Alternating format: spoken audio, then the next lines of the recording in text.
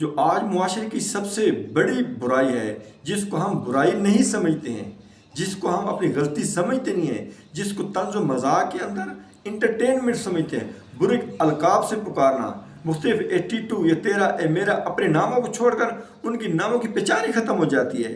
قرآن پاک میں سخت اللہ تعالیٰ نے منع فرمایا اس چیز سے کہ وَلَا تَنَابَزُوا بِالْأَلْقَابِ، کہ ایک دوسرے کو برے ناموں سے مت پکارو، جو آپ کا اصل نام ہے اس نام سے پکارو۔ یہ اللہ اور اللہ کے رسول کو سخت ناپسند ہے۔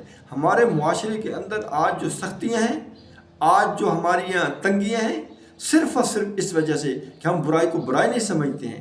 سب سے بڑھ کر یہ چیز ہے، اگر ہم ان چیز کو اپنی اصلاح کر لیں، ہم قرآن پاک کو پڑھیں، یہ سورۃ الحجرات پورے کا پورا ایک کریکٹر ہے مسلمانوں کا کہ کیسا ہونا چاہیے۔